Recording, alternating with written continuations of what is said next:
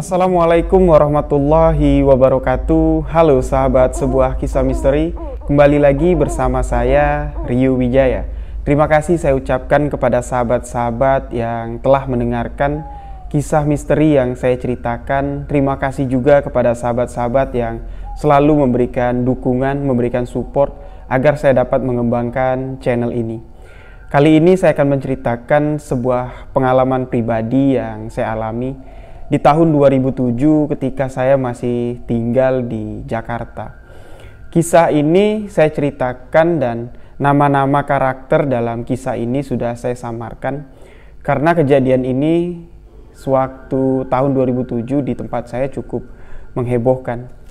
Kisah ini ketika saya baru pindah rumah ke sebuah rumah petak yang tersusun 3 ya. Rumah bedeng 3. Di rumah yang pertama ditempati oleh keluarga Pak Min. Mereka menjual pangsit di depan rumahnya, dan rumah kedua ditempati oleh Mbah, seorang wanita lansia yang sudah berusia sekitar 70-75 tahun. Yang mana beliau awalnya warga mengira hanya tinggal sendirian di sana, sebatang kara. Dan rumah nomor 3 ialah rumah yang saya tempati bersama ibu, kakak perempuan saya, dan adik saya yang berusia 4 tahun. Di depan rumah kami terdapat 2 rumah kontrakan lagi.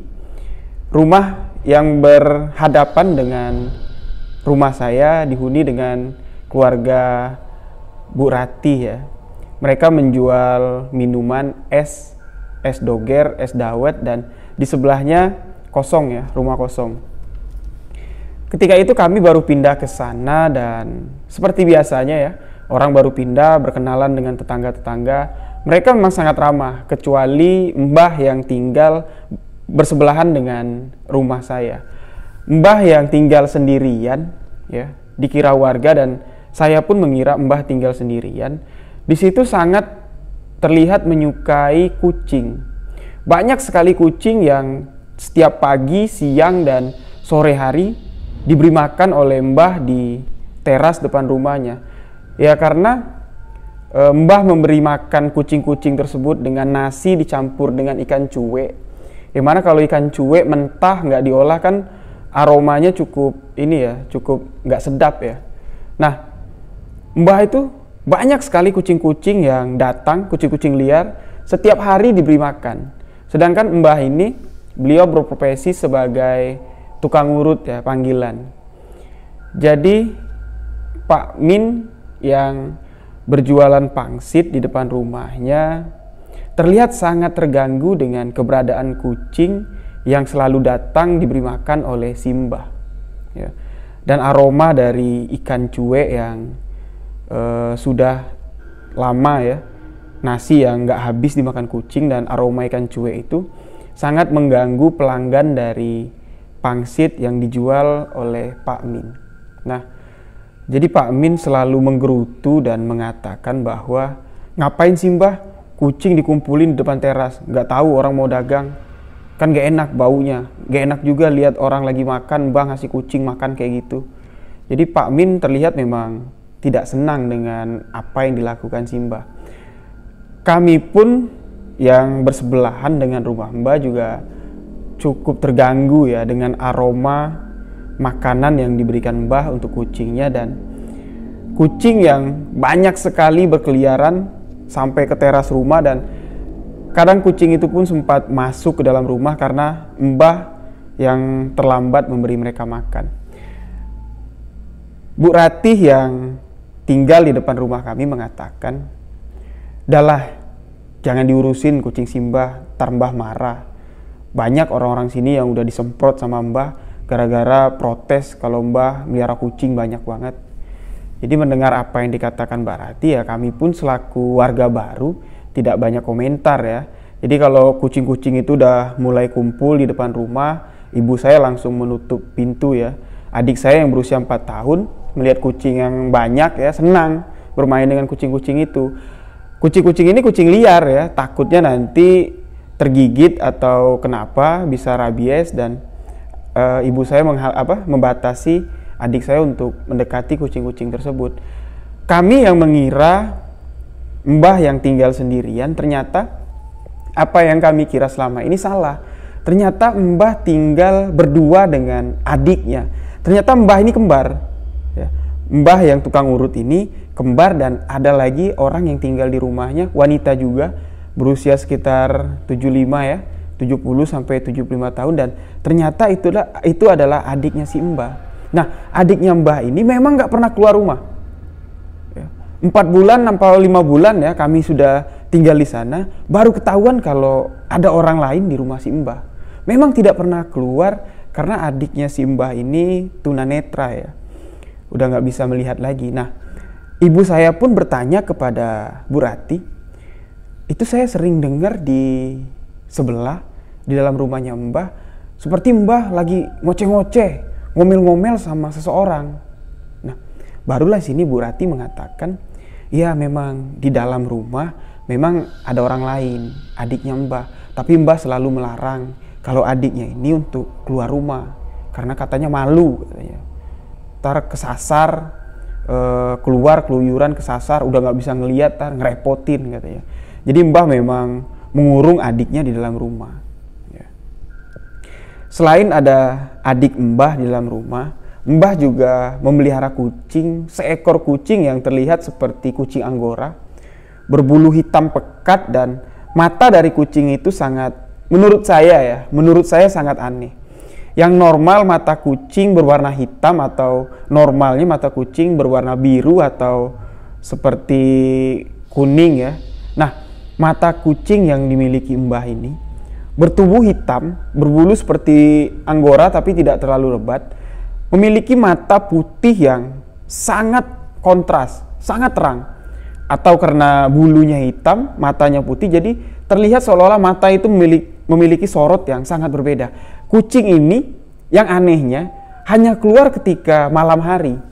Karena kucing itu memiliki kalung ya, kalung yang memiliki lonceng. Jadi kalau dia jalan terdengar klinting, klinting, klinting, klinting gitu. Jadi setiap dia keluar dari rumah Mbah, pasti kedengaran. Nah, anehnya kucing ini ya, ketika kucing-kucing lain berkumpul di depan teras rumah, kucing ini hanya memperhatikan dari kaca, seolah-olah dia hanya melihat, tidak tertarik dengan teman-temannya yang ramai yang sedang berkumpul, sedang makan. Dia hanya memperhatikan. Memang kucing yang dimiliki Mbah ini sangat misterius ya. Nah, pada suatu hari sebuah kejadian terjadi. Pak Min yang sudah cukup kesal ya, karena pelanggannya banyak komplain, melihat kucing yang kumpul pas ya bertepatan teras rumahnya Mbah disekat dengan beton tingginya kurang lebih setengah meter ya, jadi bisa tempat untuk duduk gitu, dan pas di sebelahnya gerobak pangsit milik Pak Min. Jadi pada suatu hari Pak Min yang mungkin sudah memiliki masalah ya, dia kesal. Kucing yang ramai pada siang itu menunggu Mbah yang belum memberinya makan. Berkumpul ramai, ada sekitar 15 kucing, berkumpul di depan teras rumahnya Mbah, dan entah kenapa ada beberapa ekor kucing masuk ke teras rumah Pak Min dan naik ke gerobak pangsit milik Pak Min. Nah, Pak Min yang dari pagi sudah menggerutu, ngoceh-ngoceh nggak karuan ya, terlihat memang sudah ada masalah. Melihat kucing itu masuk ke teras rumahnya, menaiki gerobak pangsitnya. Di situ Pak Min terlihat marah dan langsung membuka tutup dari pangsitnya, menceburkan kucing itu ke dalam air yang mendidih. Nah, kucing yang masuk ke dalam gerobak itu mengeong-ngeong ya, karena kepanasan, mengeong-ngeong, dan akhirnya bisa meloncat keluar dengan tubuh yang sudah habis terkena air panas. Mbah yang mendengar suara kucing mengeong-ngeong langsung keluar mencari di mana sumber suara tersebut, dan melihat kucing yang dengan tubuh hampir sudah menggelupas ya. Tapi alhamdulillah kucing itu hidup. Melihat kucing itu dengan kondisi yang sangat mengerikan ya, sangat kasihan lah Mbah. Mbah langsung mengambil handuk dan membungkus kucing itu masuk ke dalam rumah. Setelah beberapa saat Mbah telah mengobati kucing itu, Mbah langsung keluar ya. Langsung keluar menanyakan siapa yang nyiram kucing itu dengan air panas. Memang manusia nggak punya otak, memang manusia jahat. kucing baik-baik kok disiram pakai air panas. Nah, Mbak Rati yang memang istilahnya ya ibu-ibu rumpi ya, ibu-ibu rumpi, dan Mbak Rati langsung menarik Mbah ke rumahnya dan menceritakan kejadian yang dilakukan oleh Pak Min. Mbah yang tahu kalau Pak Min pelakunya langsung mendatangi tempat Pak Min yang sudah menutup dagangannya karena panci yang untuk merebus pangsit sudah dicemplungi kucing, lalu dia menutup dagangannya. Di situ langsung disamperin oleh Mbah. Mbah langsung marah-marah dan mengatakan, memang dasar sampean nggak punya otak ya. Apa salah kucing-kucing ini? Sampean tega masukin ke dalam panci. Nah, di sini Pak Min sempat membela ya. Ya, kucingnya mau mencuri pangsit yang saya punya, pangsit yang saya mau jual. Mbah juga sih, pelihara kucing segini banyak, nggak tahu orang mau dagang. Gara-gara kucing Mbah daganganku sepi. Pak Min bilang gitu. Mbah yang masih merasa dirinya benar ya. Ya karena memang kalau kita memelihara kucing, apalagi memberi makan kucing-kucing liar, ya memang dalam ajaran agama Islam, karena Rasulullah juga menyukai kucing, kita mendapatkan pahala ya. Nah, di sini Pak Min yang nggak peduli dengan masalah itu, tetap menyudutkan Mbah. Mbah di sini langsung mengatakan, yo wes, kalau kucingku memang salah, yo wes, aku ganti. Berapa biaya pangsitmu?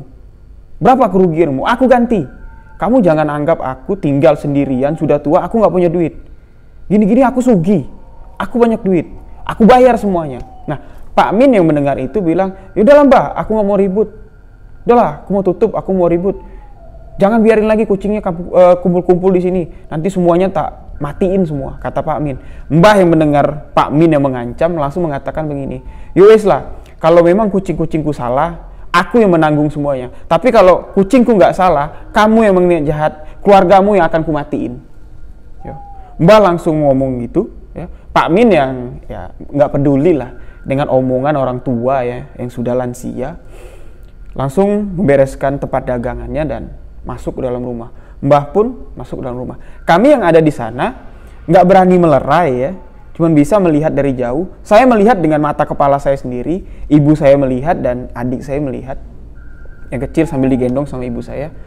Bu Rati dan keluarganya cuman menonton saja ya, melihat keributan yang terjadi Mbah dan Pak Min. Nah, berjelang beberapa hari, memang suasana tempat kami tinggal agak sedikit aneh.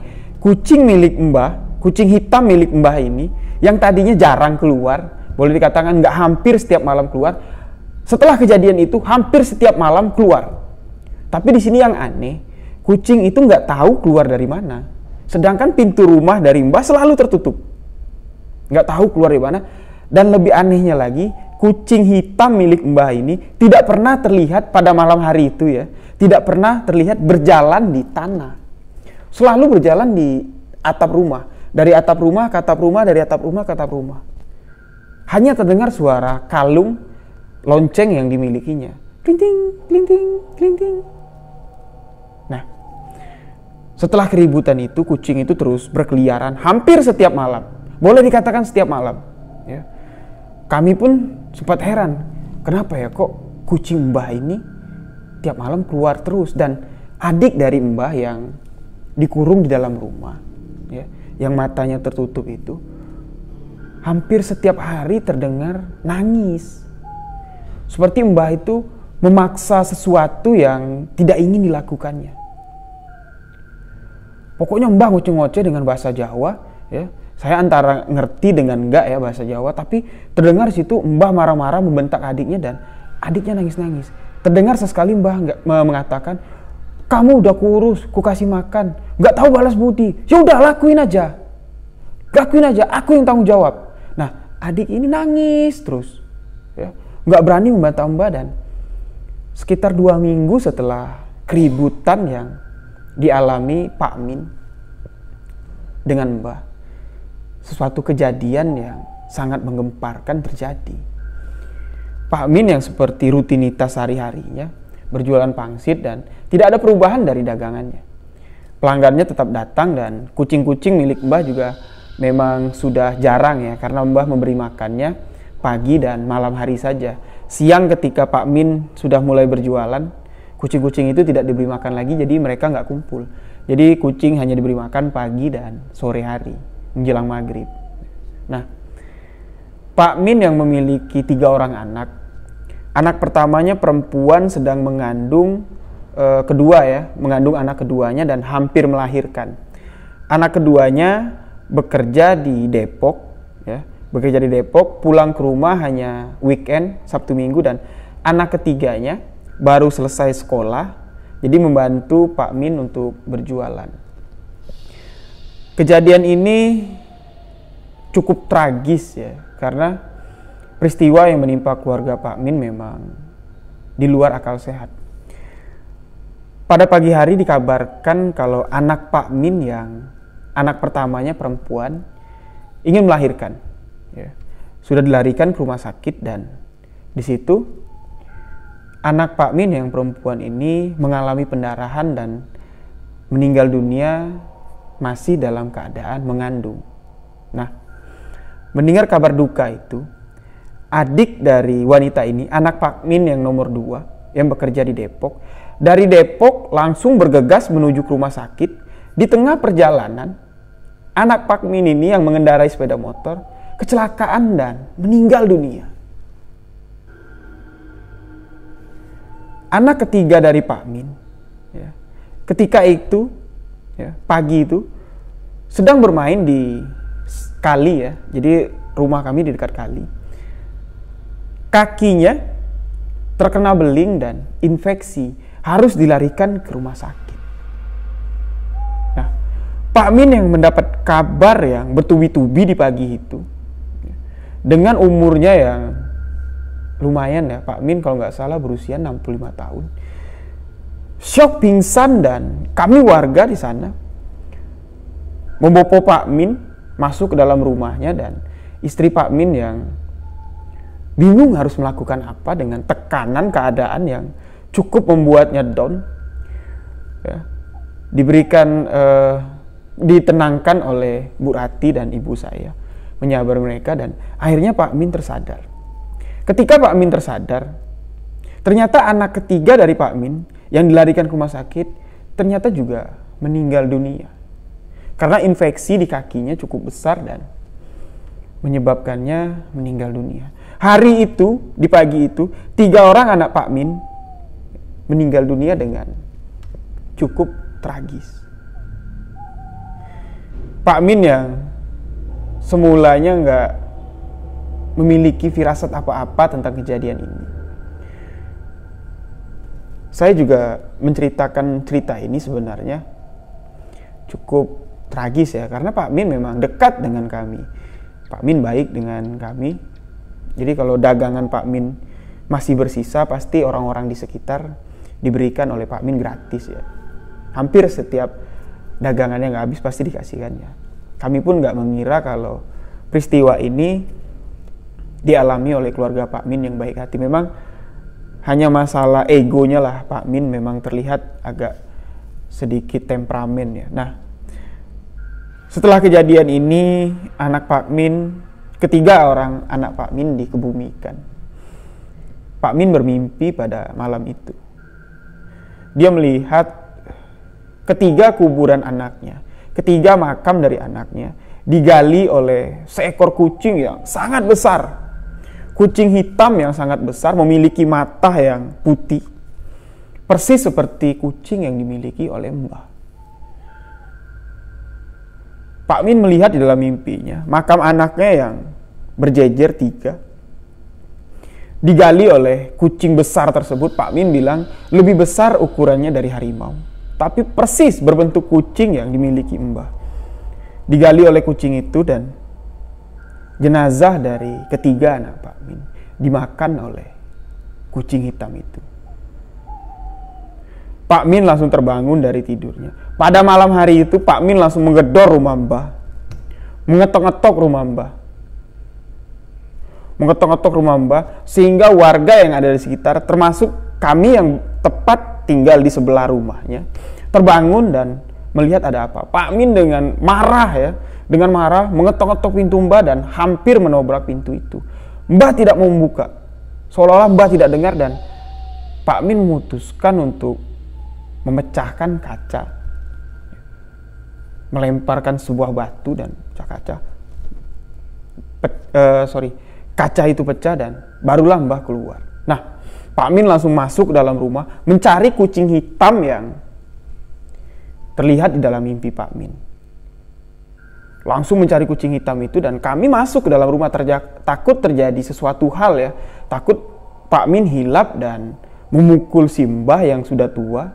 Kami masuk dan semua orang yang masuk ke dalam rumah itu sangat terkejut melihat adik dari Mbah ya.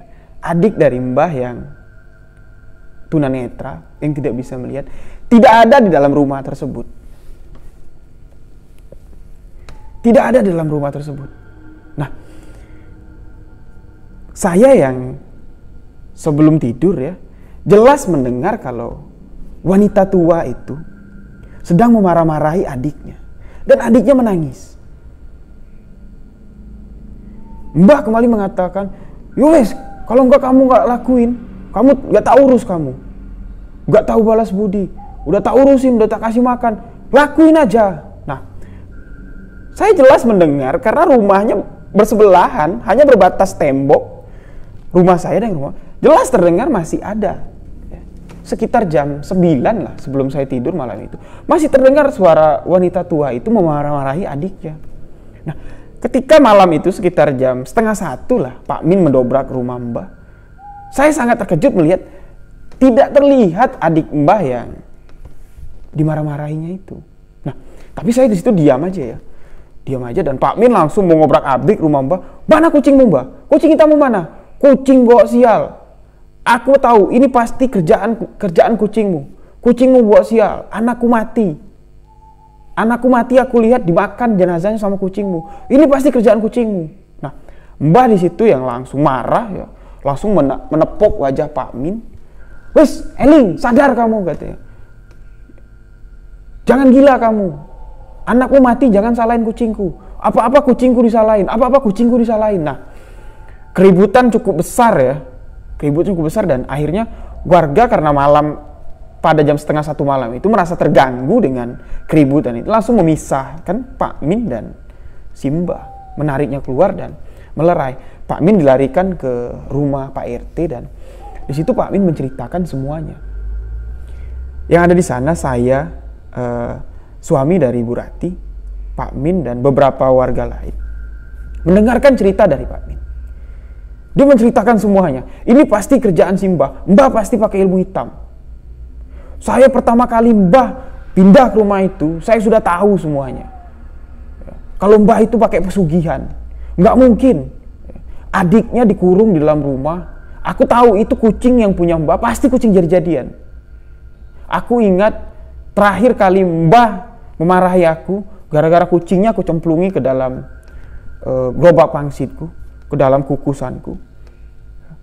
Dia mengancam aku akan membunuh keluargaku. Ini akhirnya terjadi. Belum 2 minggu. Semua ini terjadi. Aku yakin pasti Mbah melakukan pesugihan. Pasti Mbah melakukan ilmu hitam.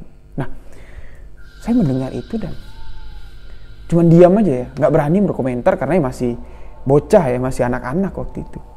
Saya nggak berani berkomentar dan beberapa warga yang ada di sana juga mengatakan bahwa sosok kucing yang dimiliki Mbah layaknya tidak seperti kucing pada biasanya, pada umumnya. Pada umumnya kucing yang walaupun kucing itu jenisnya mau Persia, mau kucing kampung, pasti kalau melihat kucing-kucing lain pasti mau berbaur. Namun kucing yang dimiliki Mbah sama sekali tidak mau menginjakan kakinya ke tanah dan hanya keluar pada malam hari. Nah, di sini Pak Min mengatakan bahwa aku tahu adik dari Mbah itu, ya, yang disembunyikan Mbah itu pasti ada apa-apanya. Tadi malam tiba-tiba nggak ada, padahal setiap hari dikurung sama Mbah. Aku tahu, aku sering dengar dan malam itu aku juga dengar. Mbah masih marah-marahin adiknya. Aku tahu apa yang dilakukan Mbah. Nah, di situ baru saya berpikir ya bahwa apa yang saya kira selama ini memang benar. Ternyata juga Pak Min tahu apa yang dilakukan Mbah. Mbah memang berusia 70 sampai 75 tahun ya. pekerjaannya Mbah bilang pergi ngurut ya, ngurut badan, ngurut patah, kaki patah. Namun perhiasan yang dimiliki Mbah tidak seperti orang pada profesi sebagai tukang urut.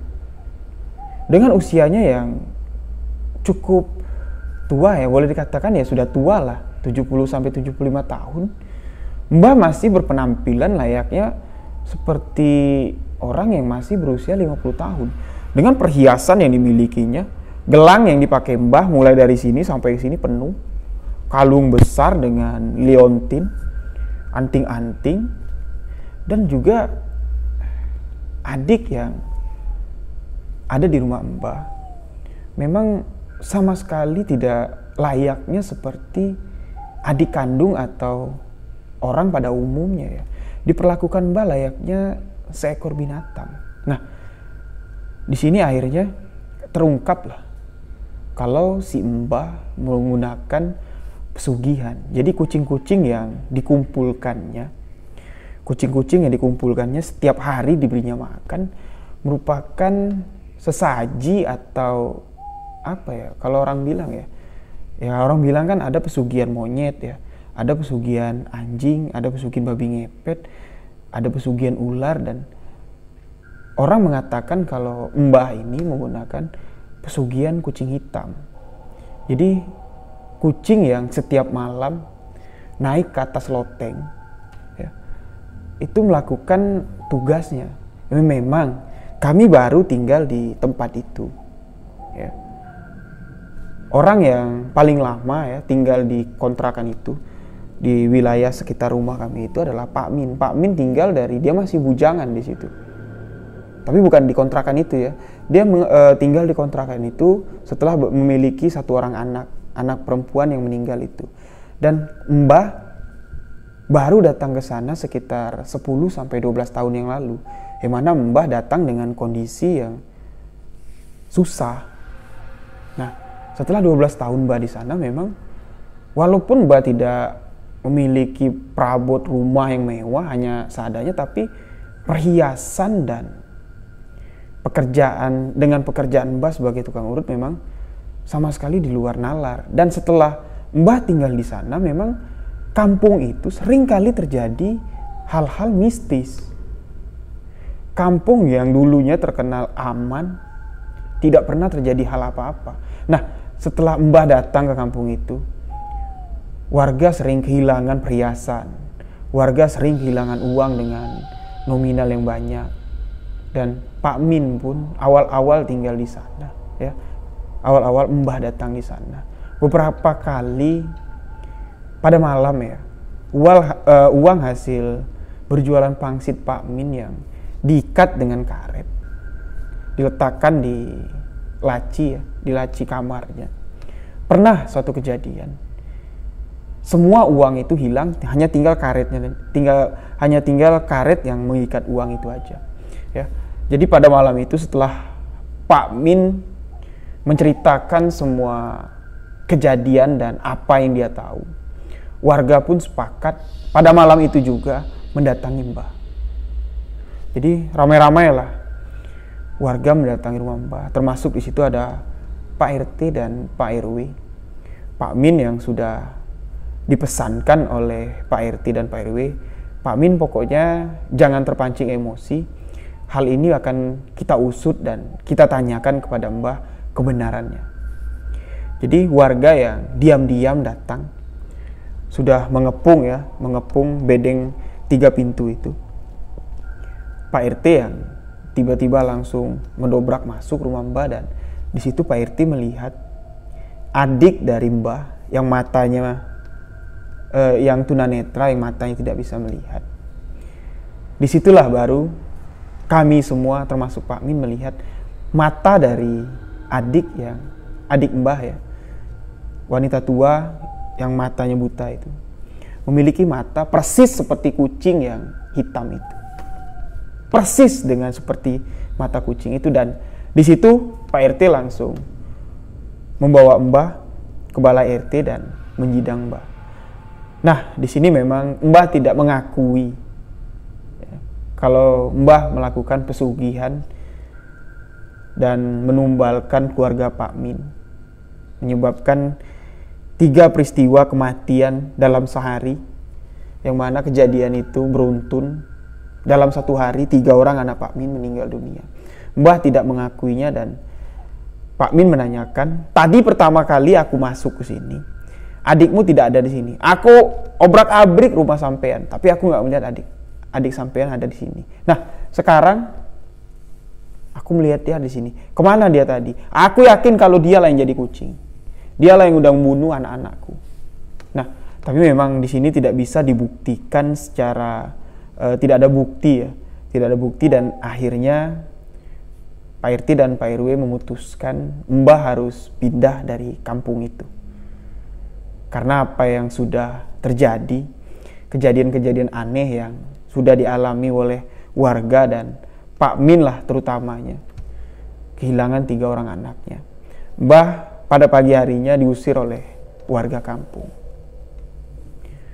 Sebenarnya kisah ini terjadi cukup menghebohkan dan sebenarnya membuat saya bingung tentang kejadian ini. Karena kalau untuk kisah pesugihan lain ya, dengan menumbalkan nyawa sebagai pengganti kekayaan memang sering terjadi. Namun untuk kisah yang seperti yang dialami Mbah, menurut saya ini sebuah pesugihan yang cukup mengerikan. Mbah memang berperilaku seperti tidak memiliki perikemanusiaan, menumbalkan 3 orang sekaligus ya untuk membalaskan sakit hatinya. Kisah ini saya ceritakan untuk sahabat-sahabat semua agar di sini kita bisa mengambil hikmah dari pelajaran ini. Walaupun ya binatang, kucing atau binatang apapun lah yang memang kalau tidak merugikan kita, janganlah kita coba untuk sakiti, apalagi sampai dianiaya seperti apa yang dilakukan Pak Min. Di sini memang ya sebenarnya kalau saya berpikir kejadian ini bermula ketika kesalahan yang dilakukan Pak Min telah menganiaya salah satu kucing yang ada di rumah si Mbah. Ya. Jadi dengan kejadian ini Mbah yang tadinya tidak berniat untuk menyakiti siapa-siapa dengan ilmu hitam yang dimilikinya, akhirnya Mbah melakukan sebuah perbuatan yang dapat menghabisi 3 nyawa sekaligus. Demikianlah sebuah kisah misteri kali ini, kisah misteri yang saya alami. Buat sahabat-sahabat yang ingin berbagi kisah, berbagi cerita misteri pengalaman kalian, bisa sahabat kirimkan ke email sebuahkisahmisteri@gmail.com atau DM ke Instagram saya.